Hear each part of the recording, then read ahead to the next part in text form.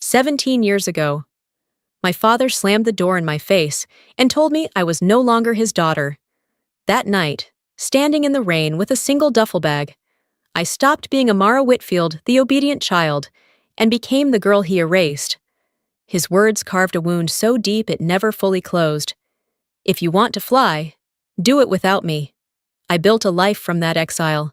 But nothing prepared me for what happened when I walked back into his world at my brother's wedding. The foghorns from Camden Harbor moaned through the morning mist, mixing with the sharp smell of coffee that filled my kitchen. Light seeped weakly through the window, heavy with that gray, damp chill New England always carries in the fall. I sat at the counter with an envelope in my hands, the words pressed across the front in looping cursive, Whitfield family. My fingers trembled as I slid it open. Inside lay a wedding invitation, cream cardstock edged with gold, announcing that my younger brother, Matthew, was marrying Hannah in 2 weeks' time. And there it was, in careful print, the word that hit harder than the cold air seeping in through the window frame. Family. After 17 years of silence, after being thrown out and cut off, somehow I was still listed as family. A rush of heat spread through my chest, equal parts anger and ache. Was I really family? Or just a name they couldn't edit out without raising questions? I stared at the word until the letters blurred, then lifted my eyes to the framed photograph on the wall. It showed the rescue helicopter I'd flown a dozen times into storms and chaos. That machine had been more of a home to me than the house I'd been forced out of. The shrill buzz of my phone shattered the moment. One new message, no name attached, just the blunt words flashing on the screen. Don't come. Don't embarrass him. I froze, the pulse in my throat pounding against my skin. I didn't need to ask who him was. Only one man had the power to send those words slicing through me like glass. My father. I set the phone down slowly, the silence in the room so thick I could hear my own breathing. Then I let out a shaky laugh, bitter at first, but sharp with resolve. Tearing the message into digital nothing, I whispered to the empty room. I'm going. Not for him. For Matthew, and for what Hannah already knows. On the counter beside the invitation, I placed a small object I always kept hidden at the back of a drawer. A strip of medical gauze, stained and stiff with old salt water. The fabric had saved someone's life once, and its story was mine alone. For now, its presence was a quiet promise that the past wasn't finished with me yet. The night comes back to me in fragments. The heavy reek of my father's cigarettes, the grit of concrete dust still clinging to his shirt from the job site, the slam of papers on the kitchen table. He didn't even bother sitting down. A manila folder skidded across the wood toward me, its corners bent. My name typed neatly at the top of every form inside. Law, accounting, business, every path but the one I had already chosen. I stood clutching a letter that felt heavier than stone, the acceptance into the air medical training program I'd been dreaming of for years. My hands shook as I held it out, like a child offering proof she was worth keeping. He didn't glance at it. His eyes stayed cold, locked on mine. This house isn't raising a sky taxi driver, he said flatly, voice laced with disdain. I swallowed hard, heart pounding in my ears. I'm choosing the sky, I whispered. It was the first time in my life I'd ever contradicted him. The silence that followed was colder than the rain tapping against the kitchen windows. Then he walked to the front door, pulled it open, and without raising his voice said, You want to fly? Fine. Start by surviving without me. Get out! My mother burst into tears, rushing to him, clutching his arm, begging through broken sobs. Her voice was drowned by the thunder outside and his stony refusal to soften. On the staircase, Matthew hovered, pale and stricken, his eyes darting between us, loyalty to our father weighing heavier than the apology he couldn't say aloud. I remember the sound of my own breath, shallow, as if the walls of the house themselves had pushed me out. I lifted the strap of my duffel bag, heavy with nothing more than a few clothes, a pair of worn sneakers, and the folded acceptance letter pressed deep in the side pocket. The rain hit like needles when I stepped outside. My jacket clung to my skin, soaked through within seconds.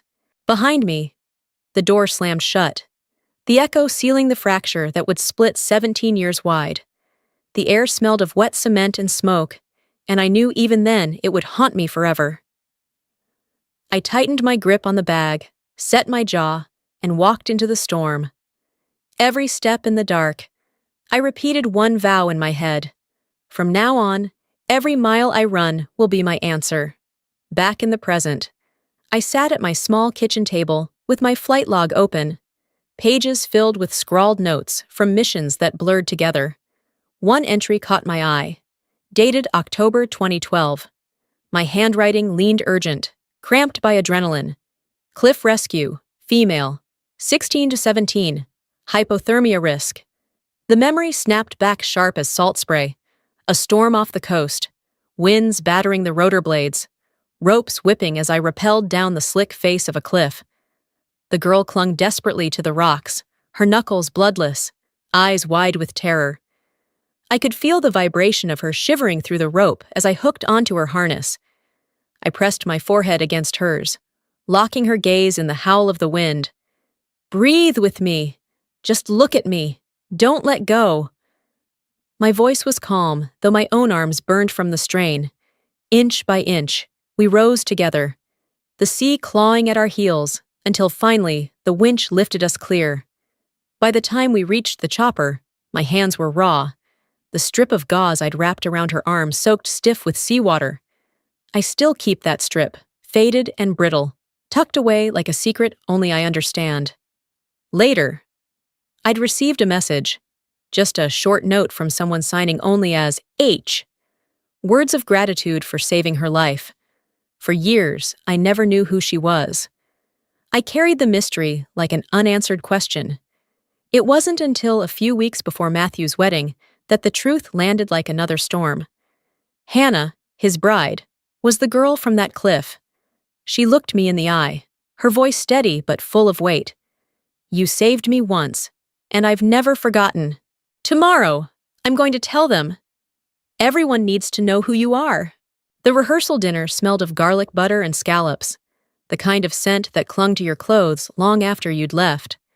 Country music played low under the hum of conversation, glasses clinking, silverware chiming against plates. I smoothed the skirt of the simple dress I'd chosen, neat but unassuming, and took my seat halfway down the table. At the head, my father leaned back with the air of a man who owned not just the room, but the entire town. He swirled his glass of wine, eyes narrowing at me before his mouth twisted into a half smile. "Flying in circles all day," he drawled, loud enough for everyone to hear. "What good does that really do for anyone?" The room froze. Forks hovered midair. Every gaze turned toward me, waiting for a reaction. Then, a woman near the end of the table set her napkin down and spoke, her voice carrying with a steady conviction. "You're Amara Whitfield, aren't you? The life flight pilot? You flew my husband in last year when his heart stopped. He's alive today because of you." A murmur rippled through the guests. For a fleeting second, warmth filled the silence, recognition, gratitude. But my father cut it short with a sharp shake of his head. "Don't exaggerate," he snapped. "It's a reckless stunt job, nothing more. Don't paint it as something noble." Another voice joined in, rough but respectful. One of his old firehouse friends leaned forward, meeting his eyes. "Robert, it's dangerous work, and it matters. You know it does." Color rose up my father's neck. He barked back. "Not in this family it doesn't. We don't call that a profession." Beneath the table, Hannah's hand found mine. A small squeeze, quick but firm, her whisper hidden under the scrape of chairs. "Tomorrow," she said. "I'll tell them." I lifted my glass of wine, let the tartness settle on my tongue, and smiled. Not in defiance, but in calm. No retort, no scene. just the quiet strength of someone who had weathered storms harsher than this. Across the table, my father's stare burned into me, trying to crush me as he always had. But this time, I didn't flinch. I'd already learned how to stand steady in the eye of a hurricane. Later that night, the wind screamed down the coast, rattling the thin window panes of the small inn where I was staying. I sat alone at the desk, the ocean's roar crashing in time with the pulse in my ears. In front of me lay a wooden box I hadn't opened in years. Its hinges creaked as if even they carried the weight of memory. Inside, folded carefully, was a letter from my mother. The paper had yellowed, her handwriting delicate but unwavering. Hope is the thing with feathers. She'd left it for me in her final days. A whisper of faith pressed into ink when her voice could no longer carry the words. Beneath it, another envelope, never sealed. The letter I had once written to my father, inviting him to watch me receive a medal for distinguished service. My words blurred where tears had fallen years ago. I had never sent it. He had never known. I reached for my phone, almost on instinct, and scrolled back to the message that had clawed at me earlier. Don't come. Don't embarrass him. Tonight I traced it to its source, and the truth landed like a punch to the ribs. The number belonged to one of his spare phones. It had been him all along. My hands shook, but not from fear. Anger steadied me. He hadn't just denied me. He wanted to erase me completely, to keep me invisible even here, at my own brother's wedding. I captured the screen, the damning evidence, and stored it away. Then I deleted the thread, not as surrender, but as choice. Tomorrow would speak louder than any reply I could send. One by one, I returned the letters to the box. On top, I laid the strip of salt-stained gauze, brittle now with age. 3 relics, stacked like layers of my life. My mother's hope, my father's absence, and the life I had fought to save when no one believed in me. I closed the lid gently, the storm outside clawing at the walls, and whispered into the dark. Tomorrow, the truth will stand on its own. The old boathouse had been transformed with strings of golden lights and white blooms tucked into every corner. But the smell of salt water still clung to the beams. Waves slapped against the pilings below, the wind outside rising with the kind of restless energy that warned of a storm moving in. Guests laughed, glasses clinked, and for a moment the celebration carried on as if nothing dark hovered on the horizon. Then my father rose, wineglass in hand, his voice cutting through the music like a blade. Some people think flying in circles all day counts as serving the community, he said, letting the pause stretch. To me, it's nothing but showing off. The room stilled. Eyes flicked toward me, curious, unsettled. From across the tables, a woman stood, her voice trembling but fierce. That's not true. She flew my husband to the hospital when his heart gave out. If not for her, he wouldn't be alive tonight. Murmurs spread, heads nodding, the tide of opinion shifting. My father's jaw tightened. Coincidence, he snapped. Don't make her into something she's not. His tone faltered, though the first crack in his certainty. Just then my phone buzzed in my pocket. I slid it open under the table. An emergency alert from the weather center. High winds, widespread outages expected. A storm was coming. I silenced it and slipped the phone away, steadying my breath. At the center of the dance floor, Hannah stepped forward, a microphone trembling in her hands. Her eyes swept the room before landing on me. Before we dance, she said softly, I need to tell you something. The chatter died instantly. The entire hall fell into silence. The band stopped mid-note. Only the wind outside and the restless surf filled the pause. Hannah, radiant in lace, drew a breath deep enough to steady her shaking shoulders, then looked straight at me. 10 years ago, she began, her voice clear though her hands clutched the mic. I was stranded on a cliff in a storm. I thought I was going to die. Then a young woman lowered herself down on a rope, pressed her forehead to mine, and told me, breathe with me, look at me. That woman is my sister-in-law tonight. Gasps rippled through the room. The stillness held like a held breath. Hannah's voice grew stronger. Because of her, I lived. Because of her, I learned what courage looks like. That's why we started the Coast and Sky Fund, 23 training programs for rescue teams across Maine, all built on her call sign. The back doors opened, and suddenly, uniformed rescuers stood tall among the guests. One by one, they bowed their heads toward me. Matthew stepped forward, his voice carrying over the roar of applause beginning to rise. I asked Hannah to trace the records until she found you. You've always been my sister. This is your family, too, if you want it. Chairs scraped back as people rose to their feet. Thunderous clapping rolled like the ocean outside. Through the blur of faces and the shimmer of light, I saw only my father, rigid in his chair, knuckles white against the table's edge. I stood slowly, lifted my glass, and inclined my head. A simple nod. The ovation crashed around me like waves, but he stayed seated, alone in the eye of it. The night pressed in heavy, the wind howling off the bay, rattling the old boathouse walls. Strings of golden lights swung wildly overhead, the crash of waves pounding against the pilings like drums. Laughter still rang through the crowd when, suddenly, the room went black. A pop, then silence, broken only by startled gasps. Panic spread fast. Children cried. Voices rose. The storm outside shrieked through the cracks.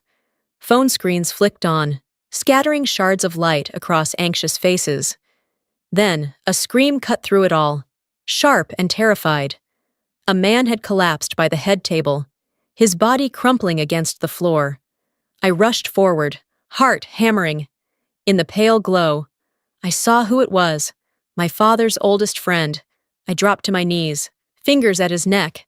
His pulse was faint, then gone. "Clear the space!" I shouted, my voice slicing through the chaos. "I need light here!" My father loomed over me, frozen, blocking the beam of a phone. For a split second, we locked eyes, his wide with shock. "You're in my way," I barked. "Step back!" And for the first time in 17 years, he obeyed. Training surged through me, hands interlocked. I drove compressions into his chest. "You, get the AED. You, mouth to mouth with me, now!" A nurse in the crowd dropped beside me, following my lead. The air was thick with salt and sweat, the acrid smell of fear. Each push rattled my arms, each breath a gamble against the dark. The man's chest rose under the strobe of cell phone beams, the rhythm of my compressions matching the relentless pound of the sea. Minutes stretched, brutal and endless, until flashing red lights broke through the storm outside. Paramedics burst in, sliding a stretcher across the wet floor. Even as they loaded him, I stayed pressing down, blood and sweat streaking my sleeves. Then, suddenly, his body jerked, a cough, a gasp. Life clawed its way back. The hall was silent, breath held in unison, until a single clap started. Then another. Applause swelled slowly, rolling like thunder, like waves breaking against the shore. And I sat back on my heels, chest heaving, the taste of salt sharp on my tongue. The storm had loosened its grip, leaving only the hiss of rain sliding down the boathouse roof and the creak of timber still straining against the wind. I sat on a bench in the corridor, lungs aching from effort, my sleeves damp with sweat and blood. My pulse was still racing when I saw his shadow stretch long across the wet planks, the unmistakable shape of my father. He stopped a few feet away, his frame smaller now, his shoulders stooped in a way I had never noticed before. I pulled my phone from my pocket, the screen still glowing, and held it up for him to see. The screenshot glared back, the message that had tried to bar me from this wedding. "Don't come. Don't embarrass him." "You didn't just deny me," I said, my voice low but steady. "You tried to erase me, because you're afraid I'd make you look small." His fists curled tight, the veins standing out like old rope. For a moment I thought he'd explode, but instead his eyes flickered, wet and trembling. When he finally spoke, the words cracked apart. I don't know how to stand up anymore." Behind us, footsteps. Matthew appeared, his face pale, caught between us. "This isn't about who was right 17 years ago," he said firmly.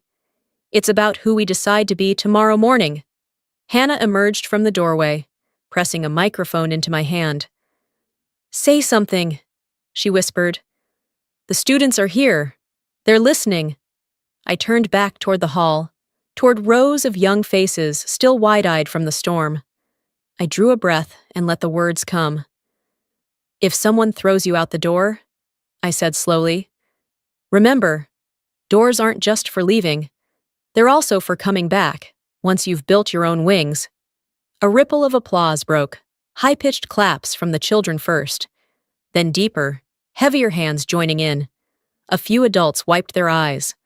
I looked back at my father. He said nothing, but for the first time, his eyes lowered, not in contempt, but in surrender. The sky was a pale wash of silver when the rotors began to turn, scattering gulls into the air with their shrill cries.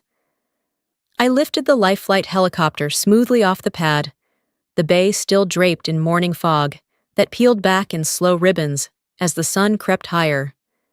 Beneath me, Rockport shrank to a scatter of rooftops, the docks stretching out like the bones of an old hand.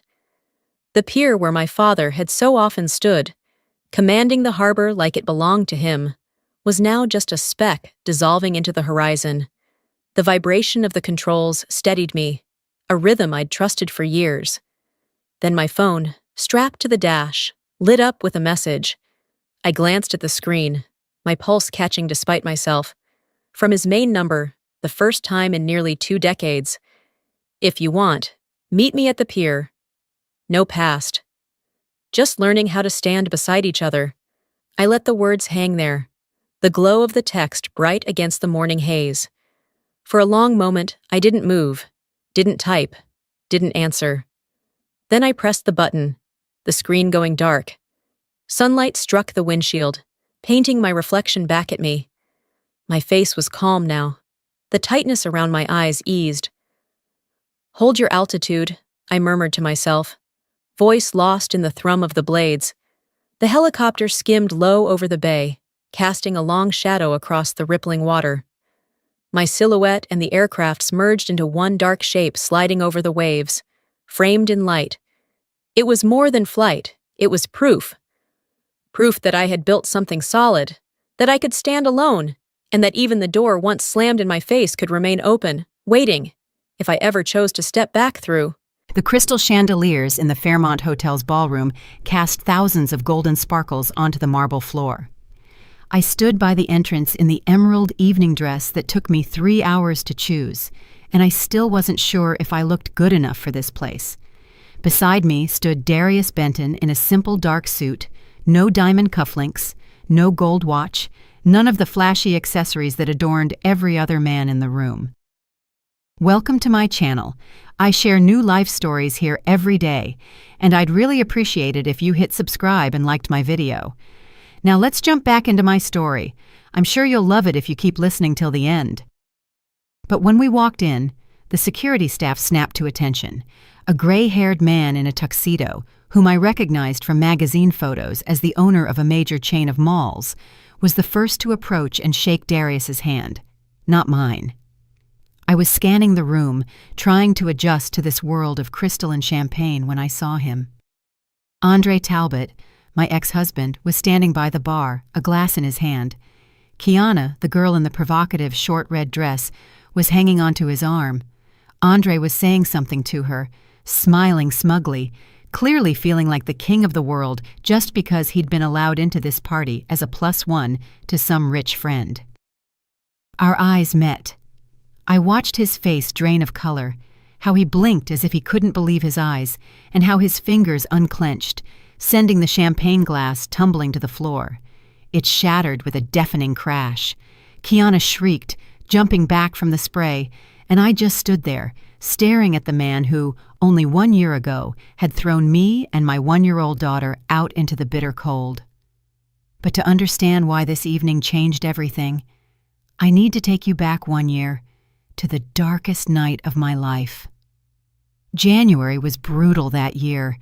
Outside our rented efficiency apartment on the south side of Atlanta, the thermometer read 1 degree Fahrenheit and the radiators barely worked. I wrapped Aaliyah in 2 blankets, but I was still terrified she would freeze. Aaliyah was 1 year and 2 months old. She had just started walking, holding onto furniture, and her first word was, "Mama." Every time she whispered it in her tiny voice, my heart swelled with happiness. That evening, Andre came home around 11 o'clock. I heard him fumbling with the lock for a long time, muttering curses. Drunk again. We had been married for 4 years. He used to seem so dependable, a serious man with big plans, who was childhood friends with the wealthy Vincent Everett. He told me he'd be an executive, that we'd have our own home, a new car, and trips to the beach every summer. I believed him. I worked as a bookkeeper for a small company, juggling all the bills while he built his career. In reality, his career consisted of hanging out with friends, playing poker on Fridays, and endless just-you-wait-and-see promises. The door finally flew open. Andre stumbled into the hall, hitting the coat rack with his shoulder. Jackets rained down onto the floor. "Shh," I whispered, peering out of the room. Aaliyah had just fallen asleep. He looked at me with a hazy gaze. Something was wrong. He wasn't just drunk, he was angry. That special kind of anger where a person is looking for someone to lash out at. "Fell asleep," he mimicked. "Of course she fell asleep. All she ever does is sleep and eat, just like you." "Andre, what happened?" He walked past me to the kitchen, yanking the refrigerator door open with a crash. "What happened? Like you don't know. It's all your fault." "I don't understand." He spun around so quickly that I flinched. "I got fired. That's what happened." My heart sank. Fired. God, how will we pay the rent? My salary alone won't cover it, and I still have the loan for the washer and dryer. "Andre, we'll figure something out. You'll find another job. I can take on more side work." "Side work?" He laughed, a horrible grating sound. "Who needs you? A dumb broad with a kid dragging her down." "Don't talk like that in front of Aaliyah." "In front of Aaliyah? She'll grow up just the same. An apple off the tree. Both of you are anchors around my neck. If it weren't for you and your kid, I'd have been an executive long ago." "My kid? She's our kid." "Mine? No, yours," he spat, as if Aaliyah were solely my fault, my mistake. "Andre, please, you're drunk. Let's talk in the morning." I reached out to touch his shoulder, but he shoved me away so hard my back hit the doorframe. "Don't touch me. I'm sick of you. 4 years you've been sucking the life out of me." Aaliyah woke up from the shouting and started crying. "There!" Andre jabbed a finger toward the bedroom. "That's all it ever does. Scream! I can't take it anymore." He rushed into the room. I ran after him, but he was faster. He threw open the closet and started flinging my things onto the floor. Dresses, sweaters, underwear. "Andre, stop it!" "Both of you get out. I can't do this anymore." He grabbed the go bag I'd used for the hospital and started stuffing Aaliyah's things into it. Snowsuits, onesies, diapers. Aaliyah was screaming in her crib. I tried to calm her, but my hands were shaking too badly. "You can't kick us out. This is our apartment.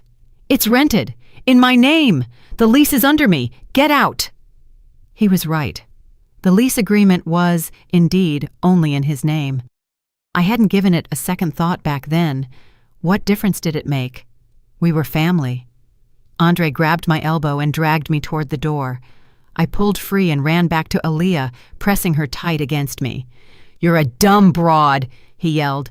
"And your daughter will be one too. Get out. I don't want to look at either of you." He shoved us out into the hallway, tossed the bag of belongings and my coat after us, and slammed the door shut. I banged and screamed and cried. The neighbors behind their walls stayed silent.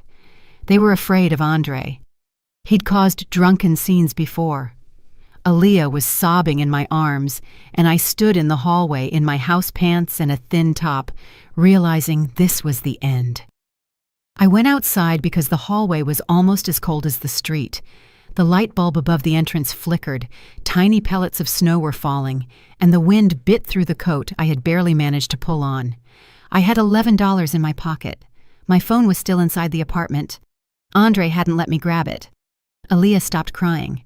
She stared up at me with her huge gray eyes, and that look made me more terrified than the freezing air.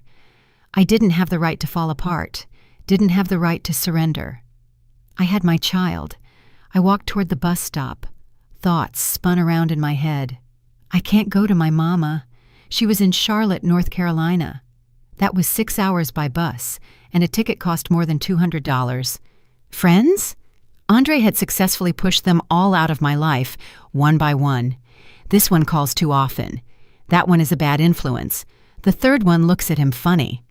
The only place I could go late at night without money or ID was the Greyhound station. The bus ride there cost $3. I had $8 left. I held Aaliyah tighter and started walking. The station greeted me with light, warmth, and the smell of bleach. I stepped inside, feeling the fear ease up. At least we wouldn't freeze here. There weren't many people. A few were sleeping on the plastic seats in the waiting area. I sat down on a bench in the corner, unwrapped Aaliyah, and checked her. She was cold, her lips turning blue. Oh, God.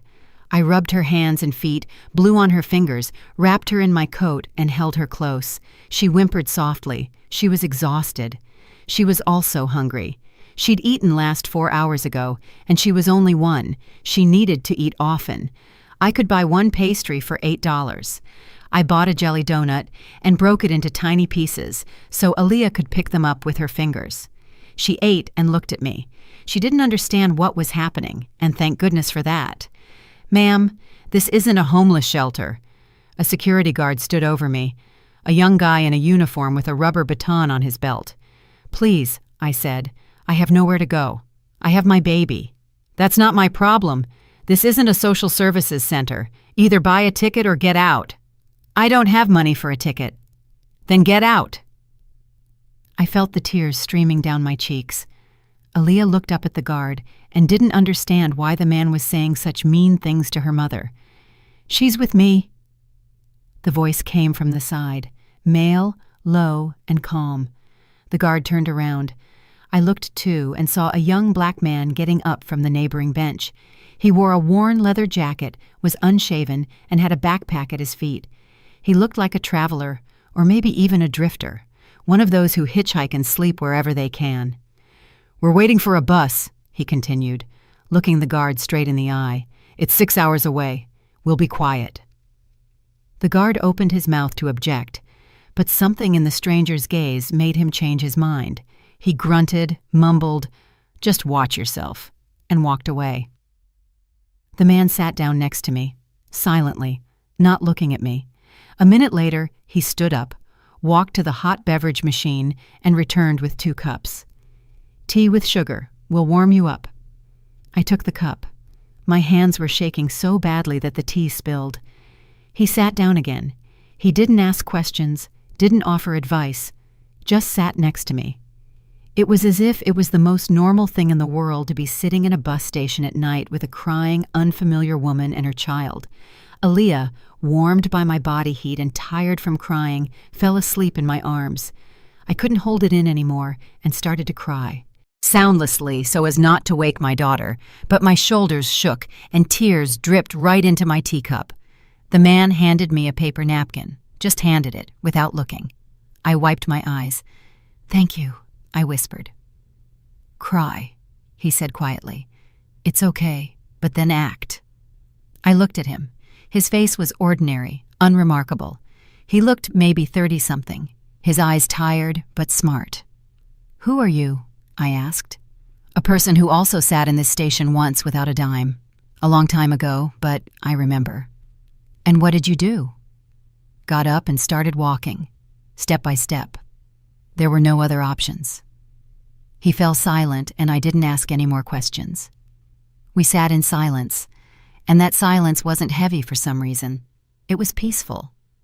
It was like having someone nearby who understood everything. After a while, he pulled a business card from his pocket and held it out to me. A simple, white card. Only a phone number on it. No name, no title. "If you don't find a place to stay tomorrow, call this number. It's a shelter for women with children. They will help." I took the card, just a number, written in plain black font, nothing else. "Thank you," I said again, though the word felt too small for what he had done. He nodded. I must have dozed off because when I opened my eyes, the dawn was graying outside the dirty station windows and the bench beside me was empty. Only the empty teacup remained on the seat. I didn't even get a chance to ask his name. The shelter was called The Haven. I called the number on the card at 7 o'clock in the morning when Aaliyah woke up and whimpered with hunger again. A woman's voice on the other end listened without interrupting and gave me the address. It was on the outskirts of the city, 3 bus stops from the station. I didn't have money for the bus, but the driver, an older black man with gray hair, looked at me and Aaliyah and waved his hand. "Go on through, sister." The 2-story building behind a high fence looked normal, not luxurious but not run down either. A clean porch, curtains in the windows, and warm light spilling from inside. An older woman in a strict gray dress opened the door for me. Her gray hair was pulled back in a bun. Her gaze was like an X-ray. "Morgan?" "Yes." "Ms. Evelyn Price, the director. Come in. We'll feed the baby right now." She spoke concisely, without baby talk or sympathetic sighs.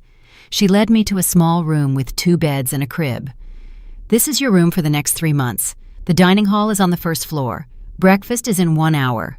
The corporate daycare is in the next wing if you have questions." I had a million questions, but I only asked one. "Why 3 months?" "Because you have 3 months to find a job and housing. We will help you, but we won't move your feet for you. After 3 months, you're either on your feet or you free up the spot for the next person." She spoke harshly, but for some reason, I wasn't offended. There was no cruelty in her voice, only the truth. "I will find a job," I said. Ms. Price looked at me for a long, assessing moment. "We'll see." And then she left. Within a week, I learned a little about The Haven. The shelter had been around for 5 years and had helped hundreds of women, battered, evicted, or running from abusive partners.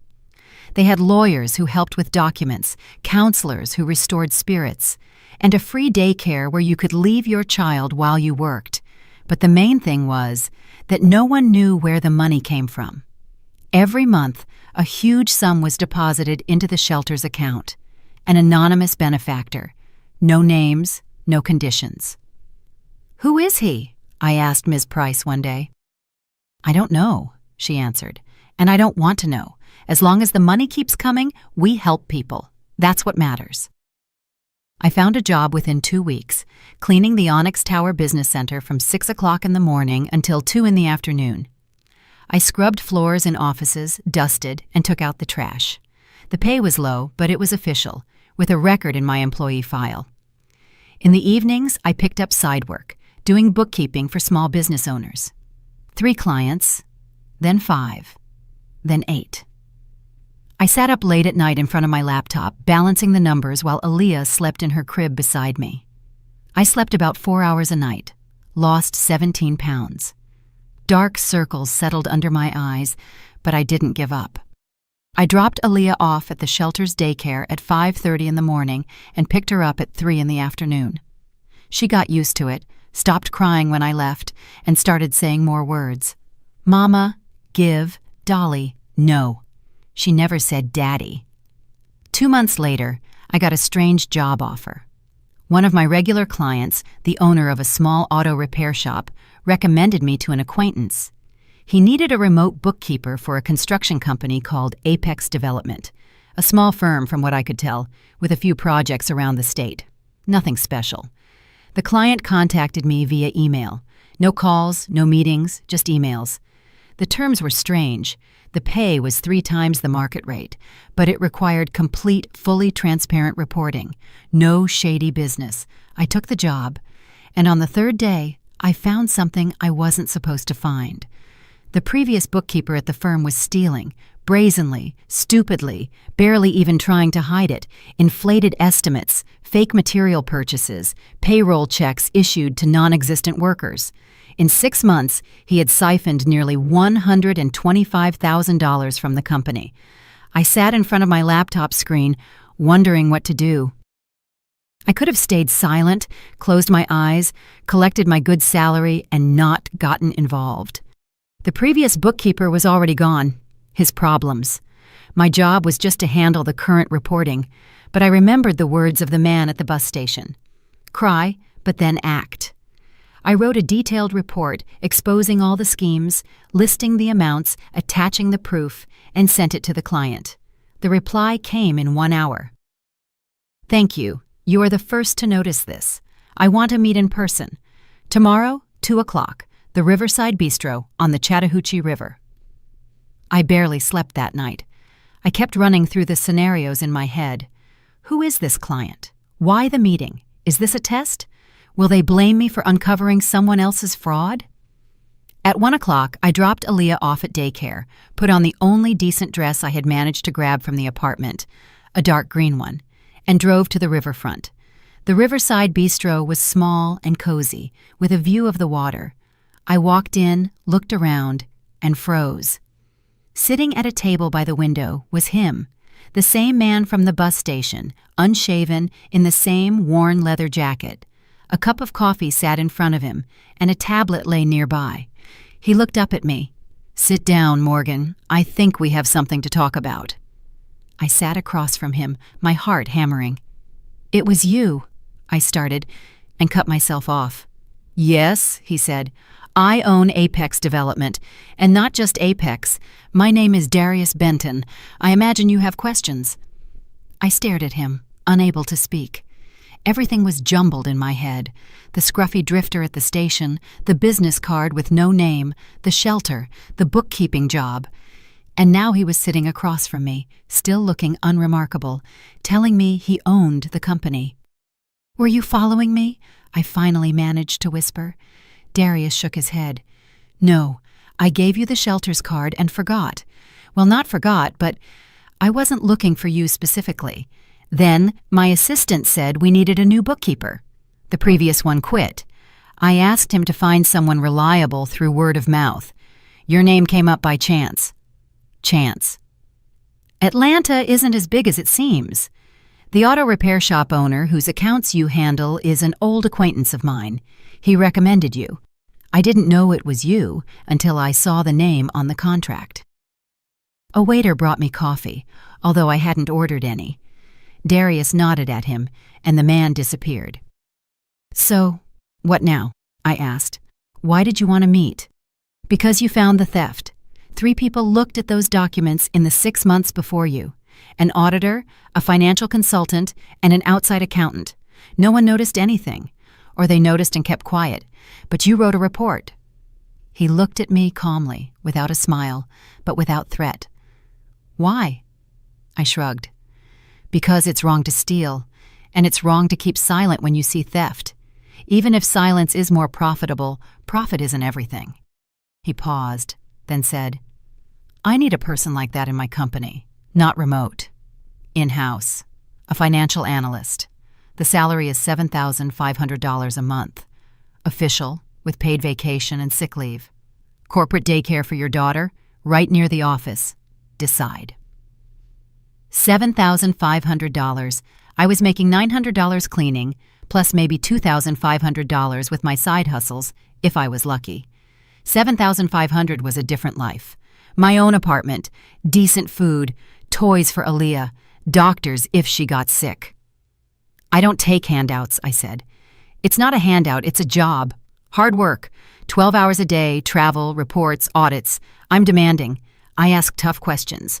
I don't tolerate mistakes. So why do you want me? I don't have experience in large companies. I'm just a bookkeeper." "You are an honest, ordinary bookkeeper. That's a rarity these days." He finished his coffee and placed a bill on the table. "Think about it until tomorrow. If you decide to accept, here is my business card. The real one, with my name." He handed me the card. Darius Benton, CEO, and the logo wasn't for Apex Development, but for Catalyst Holdings. I had heard the name. Construction, IT, logistics. One of the largest firms in the region. I took the card. He stood up. "And one more thing," he said, already at the door. "I don't expect gratitude for that night at the bus station. I did what any normal person should do. You don't owe me anything. If you turn down the job, I'll understand." And he left. I went back to the shelter and didn't sleep all night. Ms. Price found me in the kitchen in the morning. I was sitting over a cold cup of tea, staring at the wall. "Tell me about it," she said, sitting opposite me. I told her everything, from the bus station to our conversation today. She listened silently, then asked, "And what's holding you back?" "I don't know what he really wants. Maybe it's some kind of game. Maybe he's, well, you know." "I know. You think a rich man just offers a job to a beautiful woman for no reason?" I nodded. "Did you ask him straight up?" "No." "Then ask. If he answers honestly, that's something. If he starts dodging, you turn around and walk away. But sitting here and guessing is foolish." She stood up. "And one more thing. Pride is a good thing, but it won't feed a child. Right now, you're working 16 hours a day and making peanuts. How long can you keep that up? 1 year? 2? And then what? Your health won't last forever." I stayed silent. "If this man is giving you a chance, take it, but on your own terms. Negotiate the rules, and if he breaks them, you leave." The next day, I called Darius. "I accept, but I have conditions." "I'm listening." "A 2-month probation period. No personal relationship whatsoever. Only work. If I feel like you expect anything else, I walk away. No drama, no explanation." He was silent for a second. "Accepted. Anything else?" "Yes. I want to understand who I'm working for. You said you also sat in that bus station. What does that mean?" Another pause. "It's a long story. I'll tell you when there's time. Start Monday, 9 a.m. The office address is on the card." And he hung up. The Catalyst Holdings office occupied 3 floors in the Onyx Tower on Peachtree Street. I arrived at 8:30, wanting to come early and get my bearings. The security guard checked my ID and gave me a badge. The secretary at the reception desk, a young woman with flawless makeup, smiled. "You must be Morgan. They're waiting for you. 6th floor, office 601. The elevator was mirrored. I looked at my reflection, pale, thin, in the only decent suit I'd bought on sale. Among all these people in expensive jackets, I looked like an imposter. But I remembered Ms. Price's words, "On your own terms." Office 601 was spacious but modest. No ostentatious luxury. A desk, chairs, a computer, and a shelf stacked with files. Darius was sitting at the desk. Today, he was in a simple shirt without a jacket. The unshaven look remained, but he no longer looked like a drifter. He looked like a man who didn't care what others thought of him. "Have a seat," he said. "I'll brief you now." For the next 2 hours, he explained the structure of the holding company, 5 main companies, dozens of contractors, hundreds of employees, billions in revenue, and he had built all of it himself, from scratch, in 15 years. "Your job is financial flow analysis," he said at the end. "Look for leaks, audit contractors, make sure money isn't walking out the door. People like the previous bookkeeper at Apex Development exist in every large company. Your job is to find them. Why me? You must have a security department." "We have auditors, but they check against templates. You see what others miss. You proved it once. Prove it again." He stood up. "Come on, I'll show you your office." The first few weeks, I worked like a woman possessed. I arrived at 8, left at 10 p.m. I picked Aaliyah up from the corporate daycare. It stayed open until 9 for people like me. The daycare was wonderful. Bright rooms, kind teachers, good food. Aaliyah stopped crying in the mornings. She loved it there. She even started telling me about her friends, Maggie, Dean, and Stella. At work, things were tougher.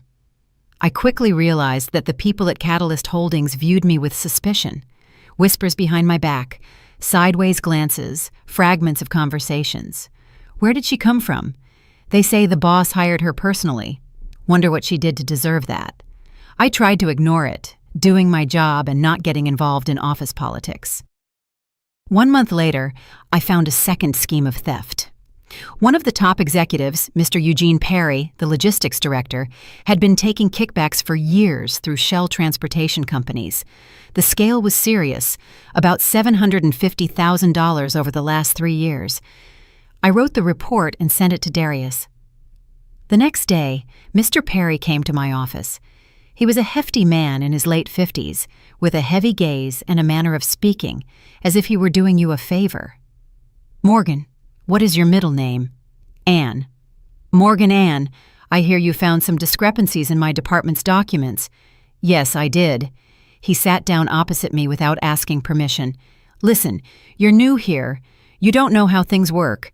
These discrepancies, they're everywhere. That's how business works. Everyone does it." "Not everyone. Everyone who wants to survive. Listen to me. I mean you well. Forget about that report. I'm ready to compensate you for your inconvenience.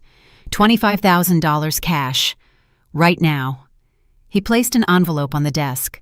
I looked at the envelope, then at him. "Take that and leave." $50,000. "Leave." His face changed. The good-natured mask dropped. "You don't understand who you're messing with, girl. I have connections with the police, with the IRS, everywhere. I can make your life very difficult." I stood up. "Get out of my office, now!" He stood too, leaning over the desk toward me. "You'll regret this," he hissed, and walked out, slamming the door. My hands were shaking, but I didn't change a single word in the report.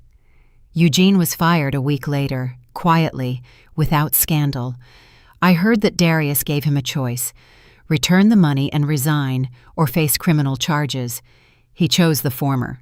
After that, the attitude toward me in the office changed. The whispering didn't stop, but now there was something else in it. Fear. She turned in Eugene.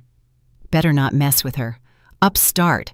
Thinks she can get away with anything because the boss is backing her. It hurt to hear this, but I told myself they were wrong. They didn't know me. They were judging me by themselves. My relationship with Darius remained strictly professional. He didn't flirt, didn't hint at anything, and didn't invite me to dinner. In meetings, he addressed me by my first and last name, just like everyone else, briefly, sticking to business. But I noticed the small things. Once, I mentioned in passing to a colleague that I loved coffee with cinnamon. The next day, a high-end coffee machine and a jar of cinnamon appeared in my office. "For all department employees," the secretary said. But the department consisted only of me. Another time, I mentioned in a meeting that I hadn't read a certain classic book on financial analysis. That evening, a copy was on my desk with a bookmark. No note, no signature. The corporate daycare Aaliyah attended was the best in the city. I found this out by chance when one of the mothers at the playground said she had been trying to get her kids in there for years and couldn't. Too expensive and too long a waiting list. I didn't know what to think. 3 months passed. One evening, I stayed late as usual. Darius came into my office. "Still here?" "Finishing the Vestrum report." He nodded, silent for a moment. "Can I ask a non-work question?" I tensed up. "Try me." "Are you still living at the Haven?" "No, I'm renting a room, not far from the office." "A room? You can't swing an apartment yet?" "Not yet. I'm saving for a down payment on a mortgage." He nodded again. He looked like he wanted to say something, but couldn't bring himself to. "What is it?" I asked. "Nothing. I'm just glad things are working out for you. You're strong." "I'm not strong. I just don't give up." "That's the same thing." He turned to leave and then suddenly said, "You asked why I was sitting in that bus station. If you want, I can tell you." "Not now. It's too late. But I do want to hear it sometime." He looked at me, long and closely. "Then Saturday, if you're free. Not dinner, not a date, just a conversation in the park, on a bench, like normal people." I thought for a second. "Okay." We met on Saturday at Piedmont Park. Darius was in jeans and a simple jacket, looking like a regular person again, not a billionaire. We walked along the path. Aaliyah ran ahead, chasing pigeons. "I grew up in the group home system," he began without preamble. "I don't remember my parents. I only know my mother died of an overdose when I was 3. Father unknown." I remained silent. Life in the group home was rough. The older kids and the staff hit us. I learned not to cry. Then I learned to fight back. Then I learned to think 3 steps ahead so I wouldn't have to fight back. At 18, they released me. They gave me a certificate, $500, and a room in a hostel for 6 months. After that, I was on my own. He paused. Aaliyah ran up to us and showed him a pebble she had found. Darius inspected the pebble seriously and praised her. She ran off to find another one. I lost the room after 2 months. Couldn't find a job. No experience, no connections, no education. Who needed me? I scraped by doing odd jobs. Then those dried up, too. I ended up at the bus station. That very one. In the same waiting room, on the same bench where you were sitting. He smiled, without humor. I stayed there for 3 nights, eating out of trash cans. On the 4th night, I decided I'd had enough. Not enough of living, but enough of feeling sorry for myself. I got up and went to look for work. And you found it? I did. Loading trucks at the farmer's market. The pay was peanuts, but they fed me. The market owner was a complicated man.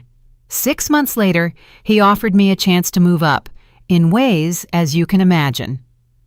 A crime ring? Yeah, I refused. They beat me up, broke 3 ribs, hurt my kidney. I was in the hospital for 2 months. Oh, God. It was the best thing that ever happened to me. I looked at him in surprise. I had time to think in the hospital. I decided I would become richer than all of them. But I'd do it honestly. No bloodshed, no stealing, no shady deals. I would prove that there was another way. And did you prove it? You be the judge. I started by reselling old electronics, buying broken things, fixing them, selling them. Then small business, apartment renovations, then construction. I lost everything twice. Started over. Now I'm 34. I have a holding company, thousands of employees, billions in revenue, and a women's shelter. He nodded. The shelter is because I remember what it's like to sit in a bus station and think that no one cares about you. We reached the pond. Aaliyah was feeding ducks with breadcrumbs that Darius had brought. But you know the funniest thing? He said. I have everything. Money, homes, cars, but no family, no real friends. People see a billionaire and want something from him. No one sees me. He fell silent. Aaliyah laughed. A duck snatched a crumb right out of her fingers. I see you, I said softly. He turned toward me. I don't know how to talk pretty, he said. I don't know how to court a woman. I spent my life building a business and never learned how to build a relationship. But if you give me a chance, I'll try to learn. I was quiet, looking at my daughter, at the ducks, at the man beside me who had gone through hell and remained a good person. I'm not ready, I said finally. Not yet. I need time. He nodded. I'll wait. And we just stood there side by side, watching Aaliyah laugh and the ducks squabble over crumbs. And I felt peaceful, genuinely peaceful for the first time in a long time. Then the past reminded me of itself. Andre. I had almost forgotten about him. He hadn't called, hadn't written, hadn't tried to connect. I heard from acquaintances that he was living with that woman, Kiana, who supported him. Drinking, not working. A typical story. But one day I received a summons to court. Andre had filed a lawsuit, not for child support, but to determine custody. He was demanding that Aaliyah be handed over to him. I read the papers and couldn't believe my eyes. He threw us out into the freezing cold, and now he wanted to take my daughter. The lawyer I consulted explained it was a shakedown. He didn't want the child. He wanted money. He'll drop the case if you pay him. How much? In these cases, they usually ask for $25,000 to $50,000. I exhaled. I don't have that kind of money. Then we'll have to go to court. But I should warn you, he has a good lawyer. He hesitated. I hear his lawyer is from the firm of Vincent Everett. Vincent, Andre's rich friend, the one who had covered up his theft at work. I knew this wouldn't be a fair fight. I went to the court hearing alone. I didn't want to ask Darius for help. This was my affair, my battle. The courtroom was small and stuffy. Andre sat at the table opposite me in a suit, clean-shaven and uncharacteristically sober. Beside him sat a lawyer in expensive glasses with a stack of documents. Kiana wasn't there. Apparently, the Loving Family Act was just for the judge. Andre's lawyer spoke smoothly, confidently. He painted a picture of an unstable mother, inconsistent income, living in a shelter, a child suffering without a father. The father, on the other hand, was on the path to redemption and wanted to give his daughter a complete family. The judge, a woman in her 50s with a weary face, listened, making notes. I defended myself as best I could. I talked about that night, about the bus station, about how he called Aaliyah a dumb broad. I presented papers from the daycare, character references, receipts for children's items. The lawyer countered every one of my arguments. No proof. One-sided interpretation. Mother is alienating the child from the father. I felt my energy draining away. The judge was clearly listening more closely to him than to me. Then the courtroom door opened. Darius walked in. He silently crossed the room, sat down in the last row, and folded his hands across his chest. The judge looked up, and I saw her face go pale. She recognized him. "Continue," she told the lawyer, but her voice had changed. The lawyer turned around, recognized him too. For a second, he lost his train of thought. The judge announced a recess. After the recess, everything changed. The judge suddenly started asking Andre uncomfortable questions. Why hadn't he shown interest in his daughter for 1 year? Why hadn't he paid child support? Did he have a stable income? Andre stammered, getting his facts mixed up. The lawyer tried to help, but the judge cut him off.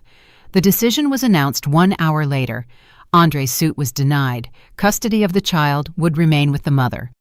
The father was granted the right to visitation under a structured schedule, but only in the mother's presence.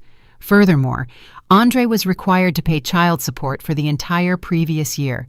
The amount would be calculated based on the average regional salary. Andre bolted from the courtroom, slamming the door. The lawyer gathered his papers and left without looking at me. I stood in the middle of the room, unable to believe it was over. Darius approached me. "Are you all right?" "Why did you come? I didn't ask you to." "You didn't ask, but I couldn't watch a good person being drowned just because they're honest." "The judge recognized you?" "Yes. I financed the renovation of the courthouse building last year and several charitable projects she's involved in." "So you pressured her?" He shook his head. "No, I just sat in the room. She drew her own conclusions. Maybe she got scared, maybe she was ashamed, or maybe she just decided it was easier to issue a fair ruling than to explain later why she issued an unfair one." I remained silent. "You're angry," he said. "I don't know. I probably should be. You intervened in my life without asking." "Yes, I did intervene." He looked at me calmly, without excuses. "And I would do it again, because seeing you destroyed was unbearable. If that's wrong, I'm prepared to apologize." I was silent for another minute. "Thank you," I said finally. He nodded. We left the courthouse together. Outside, a light spring rain was falling. He stopped and turned to me. "I'm still waiting," he said, "for when you'll be ready." I took his hand, just took it, and held it. He froze. We stood in the rain, holding hands and saying nothing. It wasn't an answer. Not yes yet, but no longer no. And that was enough for me. 1 year passed. Is 1 year a lot or a little? Enough for wounds to heal, enough to learn to trust again, enough to understand that happiness doesn't come on its own. You have to build it day by day, step by step. I stood in front of the mirror in my own place, a small 2-bedroom I had bought with a mortgage 3 months ago in a good neighborhood. Darius offered to help with the down payment. I refused. He offered to move in with him in his huge house on the riverfront. I also refused. "Someday," I told him, "when I'm ready." He waited. He knew how to wait. Tonight was a special night. The annual charity gala for Atlanta's business elite. The same one Darius never attended. He avoided publicity and didn't like social events. But this year, his name was leaked to the press. Journalists discovered he was the one who had been funding the Haven Shelter and 10 other charitable projects in the city all those years. He was nominated for Philanthropist of the Year. He couldn't refuse, and he asked me to go with him, publicly for the first time, as his date. I put on the emerald dress I had bought especially for the evening. I took my time choosing it, wanting to look elegant but not flashy. My earrings were simple silver hoops, a gift from Darius for my birthday. Low heels so I wouldn't stumble from nervousness. Aaliyah was sitting on the bed, watching me get ready. "Mama pretty," she said. She was almost 3 now. She spoke in sentences, knew colors and numbers up to 10, and loved to draw and dance. And she called Darius Darius naturally, as if he had always been a part of our lives. "Thank you, sweetie. Is Darius coming soon?" "Yes, soon." She clapped her hands. Ms. Joyce, our kind 60-something nanny, sat in an armchair reading a book. "Don't worry, Morgan," she said. "Everything will be fine. You deserve this evening." Did I deserve it? 1 year ago, I was scrubbing floors in a business center and wondering if I had enough money to last until payday. And now, I was a financial director of one of the holding companies with an office, a secretary, and subordinates. I still sometimes woke up at night and couldn't believe this was my life. The doorbell rang. Aaliyah ran to open it. "Darius! Darius is here!" I walked into the hall. Darius stood in the doorway in a dark suit, no tie as always. In his hands, a small bouquet of wildflowers. "These are for you," he said to Aaliyah, handing her the bouquet. She grabbed the flowers and pressed them to her chest. "Thank you, Mama. Look, I got flowers."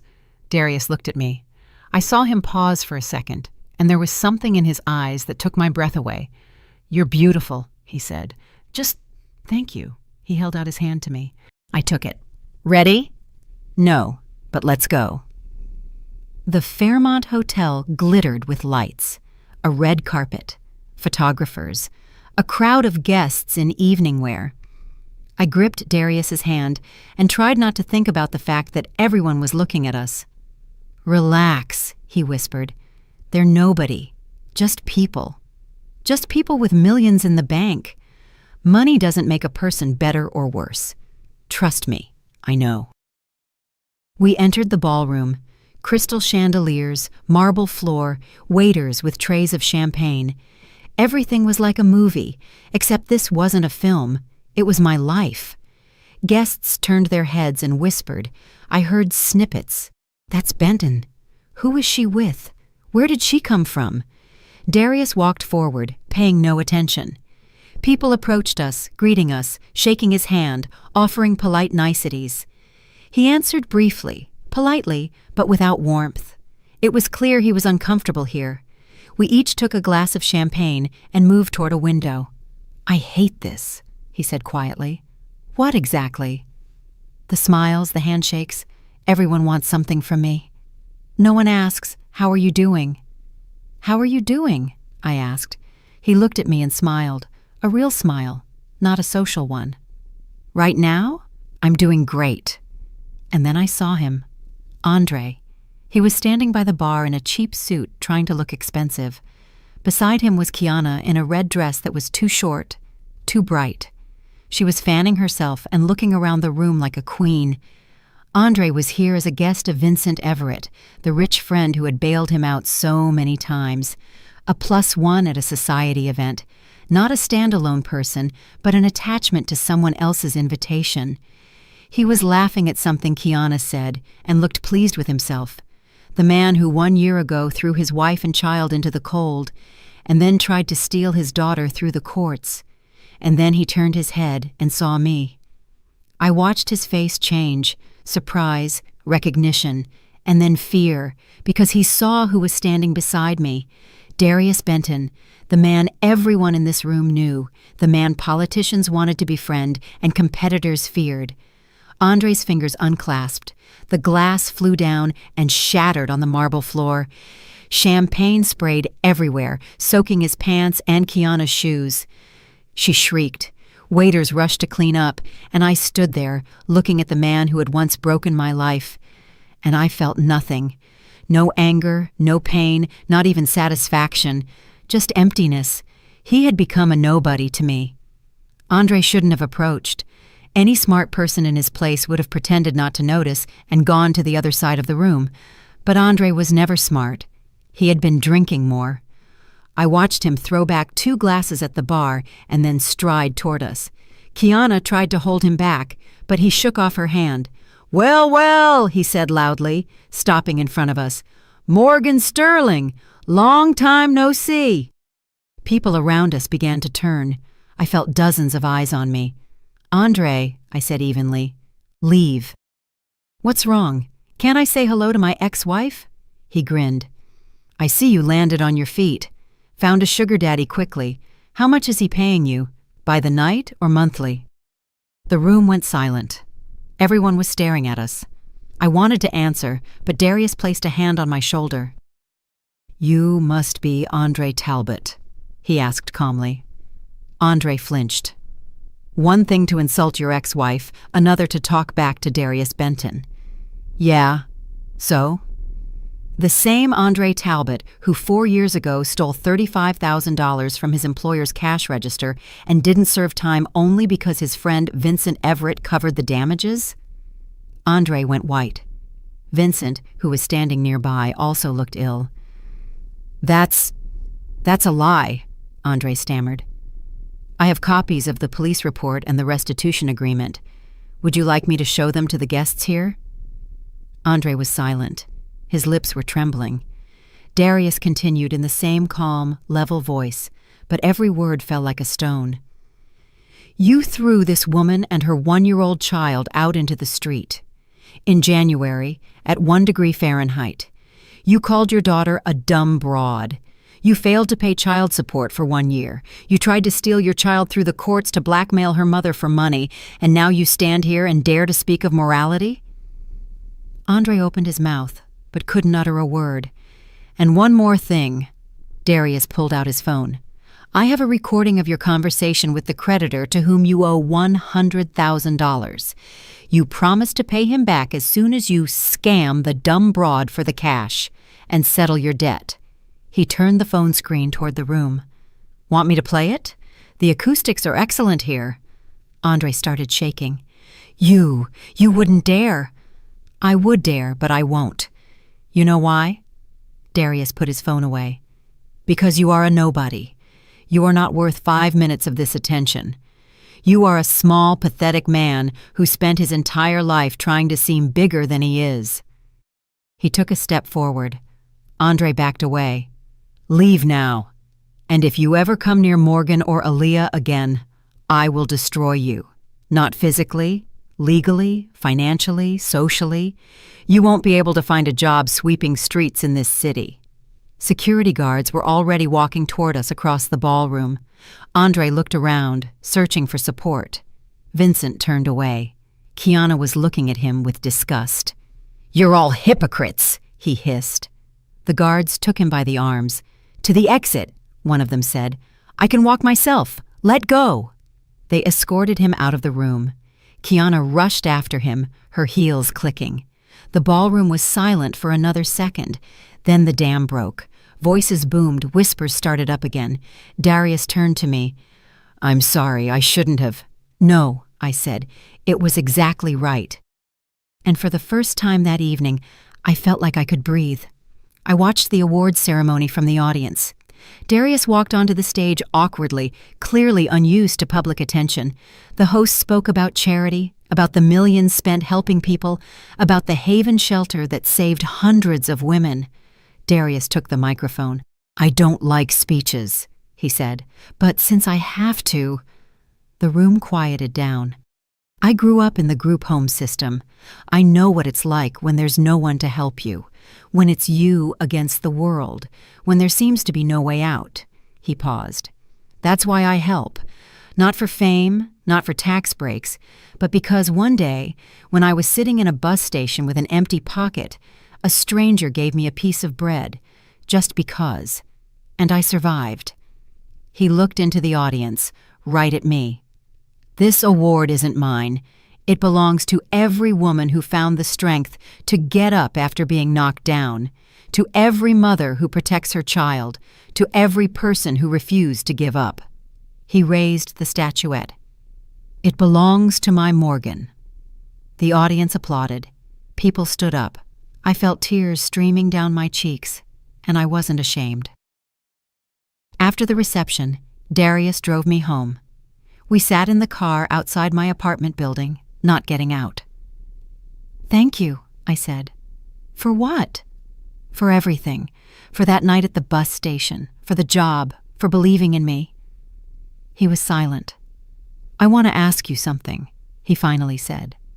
"I've wanted to for a long time, but I was afraid. Ask. Are you ready? Not for a wedding, not for anything official, just to truly be together." I looked at him, at the man who had walked through hell and remained good, who helped others because he remembered what it was like to be alone, who had waited for me for 1 year without once pressuring me or demanding anything. "Yes," I said, "I'm ready." He let out a breath, as if he had been holding it for a very long time. Then, "May I kiss you?" I laughed. "You may." And he kissed me, carefully, gently, as if afraid to startle me. 6 months later, we were standing on the beach in Miami, Florida, Darius, Aaliyah, and me. A small house was behind us, not a mansion, but cozy and bright, with a porch and a swing set in the yard. This was my dream. The ocean, a home near the water, a happy daughter. Aaliyah was building something in the sand, her brows furrowed in concentration. Darius was helping her, covered up to his elbows in sand. "Darius, the tower goes here," she ordered. "Yes, Your Majesty," he replied. I watched them, thinking about how strange life was. 1 year ago, I was sitting in a bus station, thinking it was all over, that I was worthless, that my daughter was doomed to grow up in poverty and fear. And now, here it was. Happiness. Not a fairy tale, not perfect, but real. Darius walked over to me, wiping his hands on his jeans. "What are you thinking about?" "That I'm the luckiest dumb broad on earth." He laughed. "You are not dumb. You are the smartest woman I know." That's what he called me, Andre. Andre is an idiot. His opinion doesn't count. I nodded. He was right. Andre's opinion no longer mattered. I had heard what happened to him. After that evening, Vincent cut off their friendship. The public scandal had ruined his reputation. The creditor, discovering Andre planned to cheat him, filed a lawsuit. Kiana left, taking all his valuables. Andre's mother, Carol, tried to contact Darius, pleading for her son. Security turned her away. She caused a scene outside the office. It was filmed and posted online. Andre came to see me once, 1 month ago. He was thinner, older, and looked pathetic. Dim eyes, shaking hands. He begged for forgiveness, said his mother had manipulated him, Kiana had used him, and that I was the only one who had ever loved him. He asked me to take him back, or at least help him with money. I looked at him for a long time, at the man who had once seemed like my whole world. Now he was just a stranger with a miserable face. "Do you remember what you called me that night?" I asked. "You said I was a dumb broad, and Aaliyah would be the same." He lowered his eyes. "I forgave you a long time ago, not for your sake, but for mine. I don't want to carry hate inside me." I took an envelope from my bag. "Here's $3,000. It's enough to get you started. Rent a room, find a job, start over, like I did." He took the envelope with trembling hands. "Thank you, Morgan. Maybe—" "No. There will never be anything between us. Never. To me, you are just a person I helped once, just as someone once helped me. The circle is complete. Go." He left. I closed the door and exhaled, and I felt free. Truly free. "I want to show you something," Darius said. He pulled a small box from his pocket. My heart leaped. "Is that what I think it is?" He opened the box. Inside was a simple ring, no diamonds, with a delicate engraving inside. Step by step, I read. That was what you told me in the park, that you weren't strong, you just didn't give up. Step by step. He took my hand. Morgan, I don't know fancy words or romantic gestures. I spent my whole life building a business and forgot how to build relationships. But with you, I want to learn. He looked into my eyes. Will you marry me? Aaliyah ran up to us, grabbing both of our legs. Mama, Darius, look, I built this, a tower and a wall. I looked at the ring, at Darius, at my daughter who was laughing, covered in sand from head to toe, at the ocean roaring at our feet, at the sky turning pink from the sunset. Yes, I said, I will. Darius slipped the ring onto my finger. His hands were shaking. Aaliyah jumped up and down. Hooray! Mama and Darius! Mama and Darius! She didn't understand what had happened. For her, it was just a happy moment. Mama is smiling, Darius is smiling, everyone is together at the beach. But for me, it was everything. Darius held me tight, as if afraid to let go. Thank you, he whispered. For what? For being you, for giving me a chance, for believing. I leaned into him. 1 year ago, I was a woman thrown out into the cold, without money, without a home, without hope, with a child in my arms and $7 in my pocket. And now, I was standing on the beach, in the arms of a man who loved me, with a daughter who was happy, a ring on my finger, and a whole life ahead. I didn't know what would happen next. No one does. But I wasn't afraid anymore because I had learned the most important thing, to get up, to keep walking, to never give up, step by step. I'm really glad you're here and that I could share my story with you. If you liked it, show me by liking the video and subscribing to my channel. Let's see how many of us there are. Write in the comments which city you're watching from and what time it is. I'm so curious to know where all you wonderful people are tuning in from. If you want to support me a little extra, you can also send a small donation. I share new life stories for you every single day. And now, 2 of my most popular stories will pop up on the screen so you can choose what to watch next. Thank you for listening to this story until the end. Hopefully every moment in the story has touched your heart, brought you some reflection, some emotion, and hope.